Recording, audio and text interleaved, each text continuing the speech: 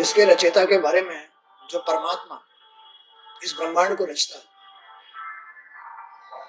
तो ये ब्रह्मांड उसी का स्वरूप है।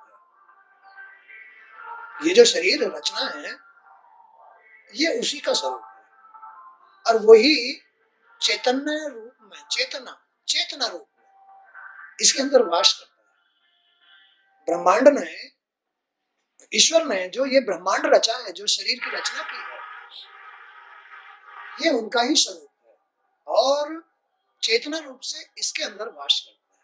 उसी को हम आत्मा कहते हैं, उसी को हम जीव भी कहते हैं। शरीर के अंदर, इस ब्रह्मांड के अंदर जो चेतना है, वही जीव है। लेकिन ये जीव ऐसे कैसे लगता है कि मैं बुरा हो गया, या ये बुरा आदमी है। इसका मतलब है जीव का बुराइयों में आसक्त हो जाना, इस चेतना का बुराई में आसक्त हो जाना, खुद को ही बुरा लगना शुरू हो जाता है। ये चेतना शुद्ध है, परमात्मा स्वरूप है, चेतना शुद्ध है। जो शरीर के अंदर, इस ब्रह्मांड के अंदर जो चेतना है, यही परमात्मा का रूप है।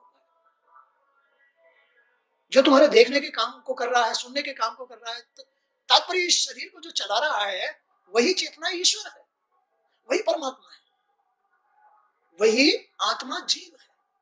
लेकिन ये जीव ऐसा कैसे भटक जाता है अपने सत्य रूप को छोड़ करके, सच्चाई को छोड़ करके।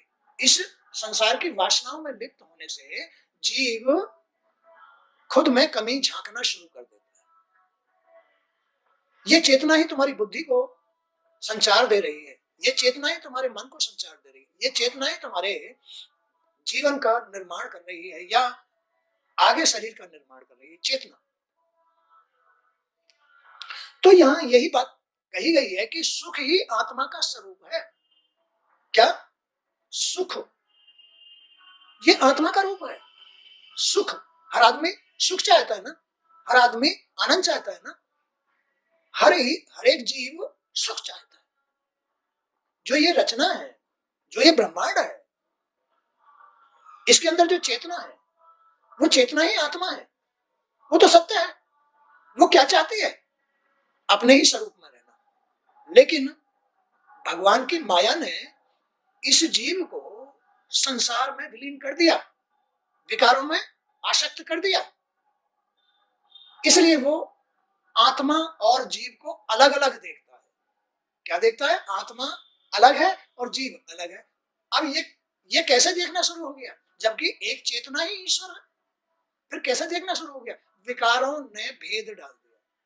इसने, विकारों ने, गलतियों ने, बुराइयों ने भेद डाल दिया। जीव में, आत्मा में अलग अलग भेद देखने लग गया। वही जीव, वही आत्मा संसार में आसक्त होकर के अपने को अलग अलग मानना शुरू कर देता है। यार मुझ में बुराई है, मैं तो गलत हूं, मैंने ये गलती कर दी, मैंने ये गलती कर दी। तो सुख ही आत्मा का स्वरूप है। समस्त चेष्टाओं की निवृत्ति ही, संसार की जो चेष्टाएं, आसक्तियां है ना, समस्त चेष्टाओं की निवृत्ति ही उसका शरीर है। समस्त चेष्टाओं की निवृत्ति ही उसका शरीर है। ये जो शरीर है, ये आत्मा का स्वरूप है, ये ईश्वर का स्वरूप है। ईश्वर में कोई चेष्टा नहीं है, कोई कर्म नहीं है, कोई आसक्ति नहीं है, कोई विकार नहीं है। ये तो उनका स्वरूप है। लेकिन अब ये क्या होता है? ये तो परमात्मा स्वरूप है। अब ये जीव विकारों के साथ अनेक अनेक शरीर धारण करता है। जो पशु, पक्षी, वृक्ष आदि जलचर जीव जितने भी हैं, ये जितने भी जीव उत्पन्न हो रहे हैं, ये सब मनुष्य योनि के बिगड़ जाने की वजह से हो रहे हैं। मानव योनि बिगड़ जाने की वजह से ये अन्य योनियां प्राप्त होती हैं। ईश्वर ने तो केवल एक योनि दी है, वो कौन सी है? मानव योनि, इस धरती पर। अब योनियां कितनी होती हैं? मानव योनि, दानव योनि और देव योनि, ये योनियां होती हैं। लेकिन देव योनि से मानव योनि, और मानव योनि से फिर दानव योनि और बहुत सारी योनियां, सब इसमें जो कर्म क्रियाएं होती है उनके अनुसार बदलती है। तो यहां यही बात समझाई है कि सुख ही आत्मा का स्वरूप है। जो जीव चाहता है उसका रूप तो सुख ही है, वो तो सुख देने वाली है आत्मा तो, लेकिन विकार गलतियां जो है वो क्या देने वाली है, दुख देने वाली है, कमजोरी देने वाली है, न्यूनता देने वाली है, शरीर को कमजोर कर देती है, संसार में भ्रष्ट कर देती है, बुरा बना देती है, बुराइयां नष्ट कर देती है। तो सुख ही आत्मा का स्वरूप है, समस्त चेष्टाओं की निवृत्ति ही उस आत्मा का शरीर है। समस्त संसार में उस जीव की चेष्टाओं की निवृत्ति, अगर आदमी इस संसार के कर्मों से निवृत्त हो जाए ना, तो वही आत्म स्वरूप रह जाएगा।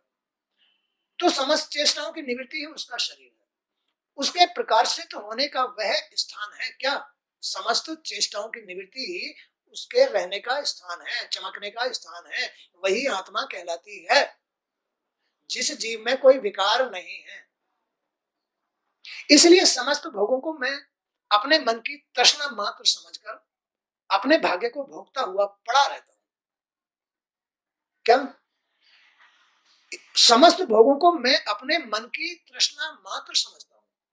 ये संसार में जितना भी आदमी कर्म कर रहा है, जीव कर्म कर रहा है, ये उसकी तृष्णा है, मेरे बच्चे सुखी रहे। अपने सुख की तो कामना इच्छा करता नहीं है वो, मेरे बच्चे सुखी रहे, समाज में मेरा नाम हो जाए, मैं ये भी कमा लूं, मैं वो भी कमा लूं, मैं इतना इकट्ठा कर लूं, पैसा इकट्ठा कर लूं, ये तृष्णा है। बोलो, ये तृष्णा ही जीव को भटकाती है, भोग तैयार करती है, कष्ट तैयार करती है। यही आत्मा और जीव में भेद डाल देती है, जीव को बुरा बना देती है, आत्मा को बुरा बना देती, जबकि जीव और आत्मा में कोई अंतर नहीं है। जीव ईश्वर का अंश है, ईश्वर है, परमात्मा का अंश है, जीव वही आत्मा है, लेकिन इसमें भेद कहां से आया, तृष्णा से, इच्छाओं से। कहा, संसार में इच्छाओं से, तृष्णा से, विषय विकारों से है, इनसे जीव में बुराई आ गई, जबकि जीव तो परमात्मा का अंश है। अब तुम इस संसार में देखो, जिसका जीव बुरा होता है उसको सजा मिलती है, उसको कष्ट मिलता है, लेकिन जीव आसक्ति यानी वासनाओं में, इच्छाओं में दूषित कर्म करके इतना बुरा हो जाता है कि पिटता है। फिर कौन पिटता है, जी पिटता है। कौन पिटता है, जी पिटता है, आत्मा पिटती है, है? आत्मा, आत्मा ही तो आत्मा ही तो आत्मा ही तो आत्मा ही तो जीव है, लेकिन बुराइयों ने आत्मा को जीव बना दिया, यानी बुरा बना दिया। क्या बना दिया, आत्मा तो शुद्ध होती है, आत्मा तो शुद्ध होती है, उसमें तो कोई कष्ट है ही नहीं, उसमें तो इच्छा भी नहीं है, उसमें तो कोई बुराई नहीं है, आत्मा में कोई बुराई नहीं है। लेकिन ये बुराई क्या है, ये बुराई है इस संसार में आसक्त हो जाना।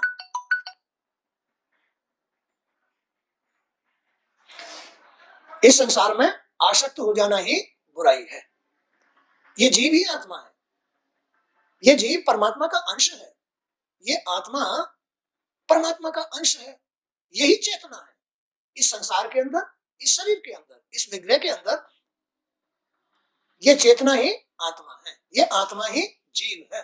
लेकिन ये जीव और आत्मा में भेद कैसे आ जाता है, संसार की बुराइयों की वजह से ही। वो संसार में आसक्त हो जाना, इच्छाएं रखना, वासनाओं में, खान पीन में, रहन सहन में, या परिवार में या समाज में आसक्त हो जाना, यही भेद है। जीव आत्मा से अलग अनुभव करता है कि मैं आत्मा नहीं हूं अब, जबकि वो आत्मा ही है। तुम जिस दिन बुराइयों को छोड़ दोगे, शेष आत्मा ही रह जाओगे। तो यहाँ यही बात बताइए कि इसलिए समस्त भोगों को मैं अपने मन की तृष्णा मात्र समझकर अपने भाग्य को भोगता हुआ पड़ा रहता हूं। यह मनुष्य अपने स्वार्थ को ही सच्चा और वास्तविक सुख मानकर जीव और आत्मा को अलग अलग मानते हुए, अर्थात इस असत्य दैत्य भाव को सत्य जानते हुए ही भयानक और विचित्र जन्मों में भटकता रहता है। कैसे? क्या कहा है यहाँ? यह मनुष्य अपने स्वार्थ को ही सच्चा स्वार्थ सुख मानता है। स्वार्थ को ही, मेरा स्वार्थ सिद्ध हो जाना चाहिए, वही सुख है। क्यों? क्योंकि वो संसार में भटक गया है। वो सच्चा सच्ची आत्मा नहीं रहा, संसार में भटक गया, स्वार्थ में भटक गया। अब वो जीव संसार के अपने इस स्वार्थ को ही सच्चा सुख मानता है कि मेरा ये कार्य पूरा हो जाना चाहिए, मेरा स्वार्थ सिद्ध हो जाना चाहिए, इसमें ही अपना सुख मानता है, इसको ही आत्मा मानता है कि मैं ही आत्मा हूं। तो ये मनुष्य अपने स्वार्थ को ही सच्चा और वास्तविक सुख मानकर जीव और आत्मा को अलग अलग मानते हुए, अर्थात इस असत्य दैत भाव को सत्य जानते हुए ही भयानक और विचित्र जन्मों में भटकता रहता है। इसको ही सत्य मान लेता है, जबकि यह सत्य नहीं है। सत्य तो अपने वास्तविक रूप में रहना, सच्ची बातें करना, ऊंची सोच के साथ रहना, सद्बुद्धि रखना, शुद्ध विचार रखना, जबकि जीव और आत्मा अलग अलग नहीं है। शरीर में प्राण अथवा आत्मा के रूप में जो जीवनी शक्ति चेतन रूप में विद्वान है, वही परमात्मा का अंश है। क्या है इस शरीर के अंदर? जो चेतन शक्ति है, जो तुमको जिंदा रखे हुए है, जो तुम्हारे बुद्धि को, तुम्हारे विचारों को, तुम्हारे मन को संचालित कर रही है शक्ति, वही आत्मा है, वही परमात्मा है, वही परमात्मा का अंश है। अर्थात दृष्टा रूप में वह शरीर में सूक्ष्म रूप से अव्यवस्थित रहता है। कौन? जीव। इस शरीर रूपी ब्रह्मांड में जो जीव रूपी आत्मा है, दृष्टा रूप से, दृष्टा माने देखने के रूप से। अब इस शरीर के अंदर ये जीव ही तो देख रहा है, ये आत्मा ही तो देख रही है, मेरा काम ये शेष पड़ा है, मुझे ये काम करना है, मुझे ये चीज लानी है, मुझे वो काम करना है। तो ये सब कौन देख रहा है? ये जीव देख रहा है, ये आत्मा देख रही है। तो जीव और आत्मा में कोई अंतर नहीं है। ये तुम्हारे ये कर्म जो है, संसार के जो कर्म है, जो स्वार्थ है, ये तुम्हारे दोनों के बीच में भेद डाल देता है।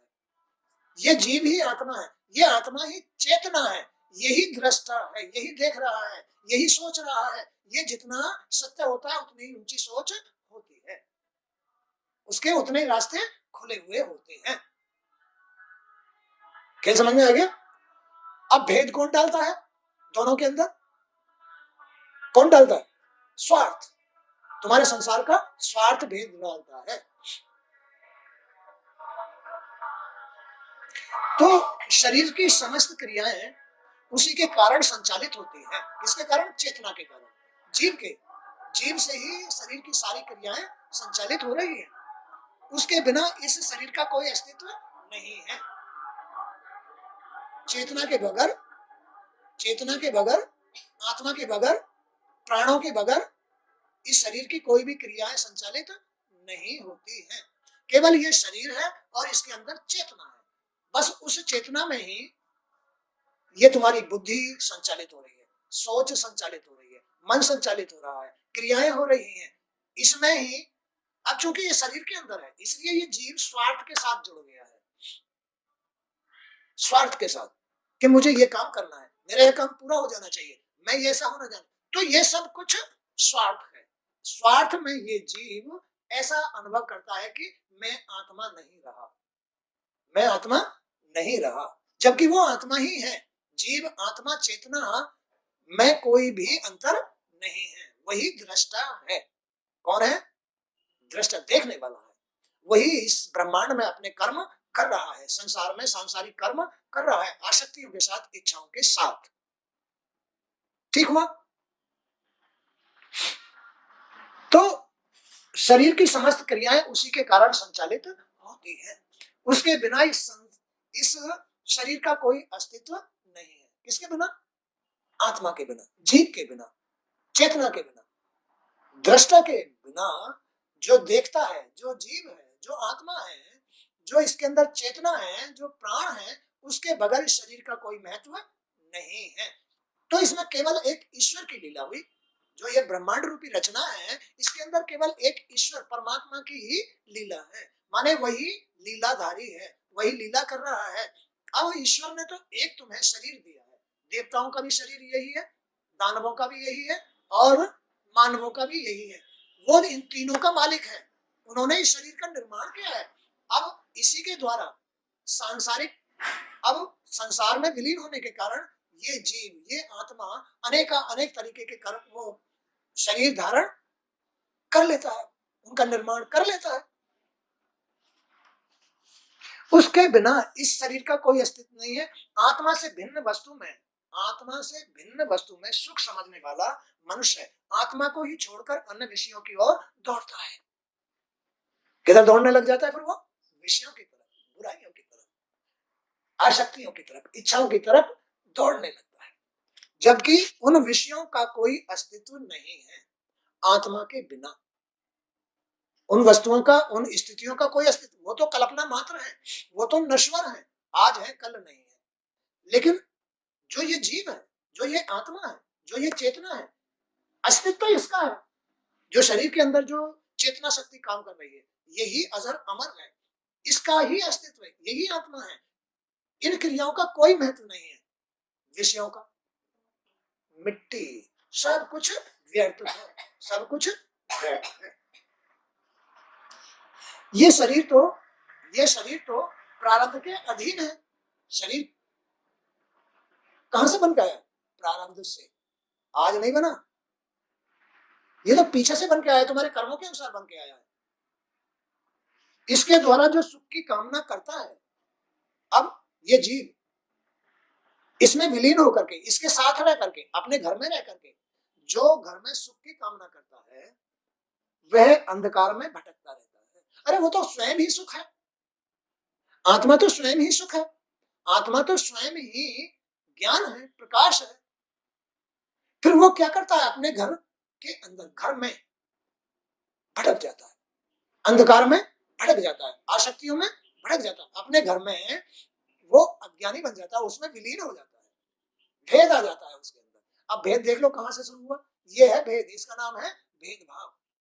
जबकि वो स्वयं ही आत्मा है, जबकि वो स्वयं ही प्रकाश है, जबकि वो स्वयं ही शरीर को चला रहा है। वही मान चाहता है, वही सम्मान चाहता है, वही राजा बनना चाहता है, वही जद्दार बनना चाहता है। कौन? घर में। जबकि आत्मा कोई मान सम्मान नहीं चाहती है, आत्मा को कोई जरूरत नहीं है, वो तो श्रेष्ठ है।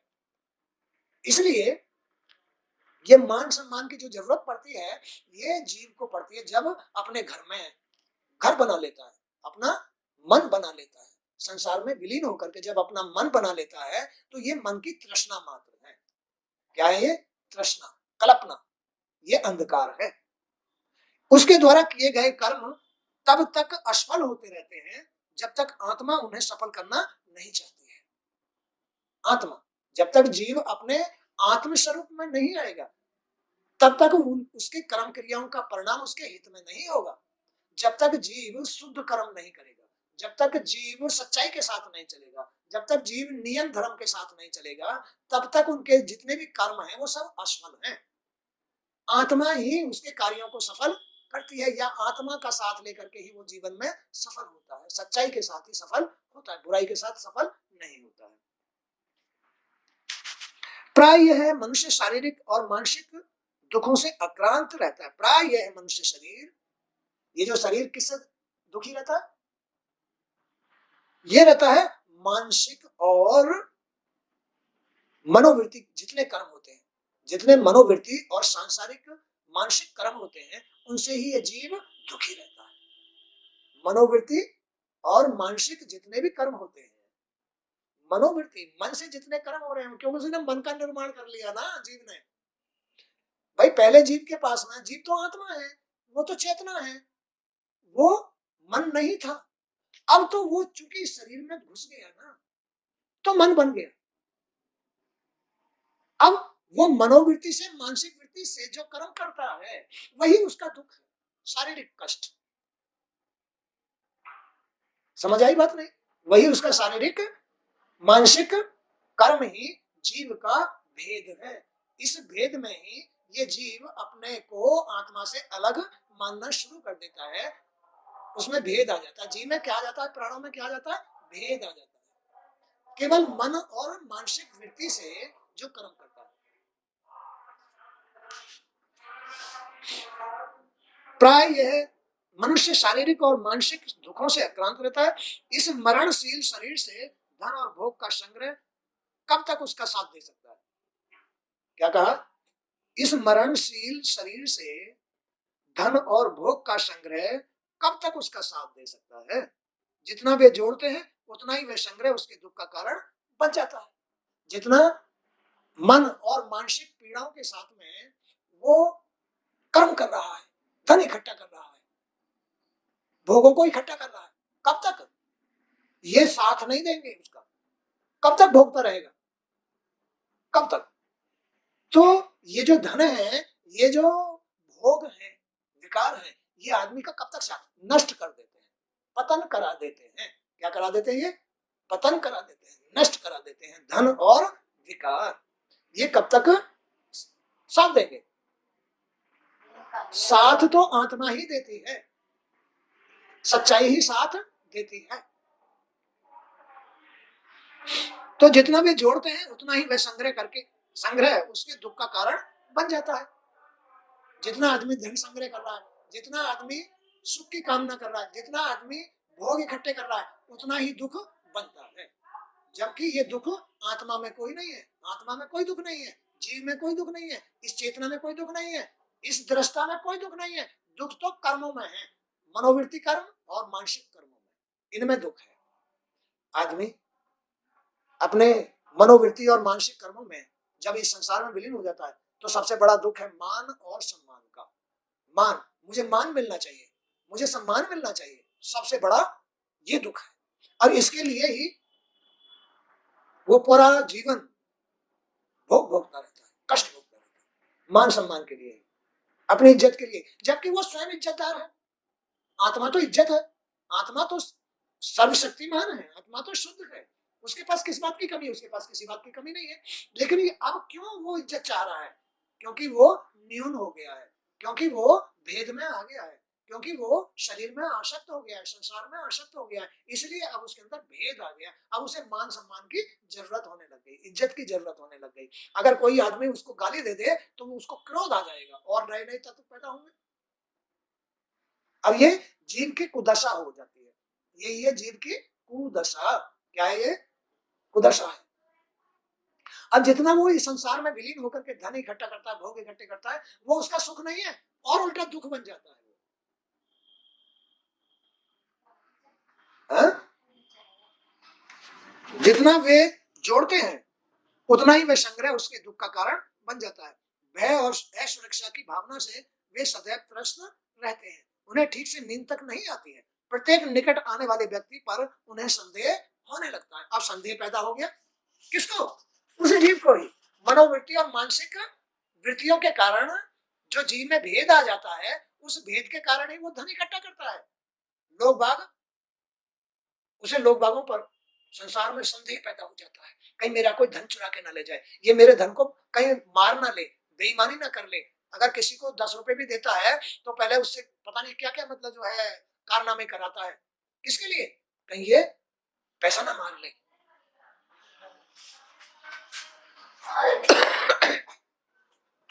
तो भय और असुरक्षा की भावना से वे सदैव त्रस्त रहते हैं, उन्हें ठीक से नींद तक नहीं आती। प्रत्येक निकट आने वाले व्यक्ति पर उन्हें संदेह होना शुरू हो जाता है। इस तरह से ये जीव संसार में भटक जाता है, बहुत सारी बुराइयों को अपना लेता है और संसार में कष्ट भोगता है।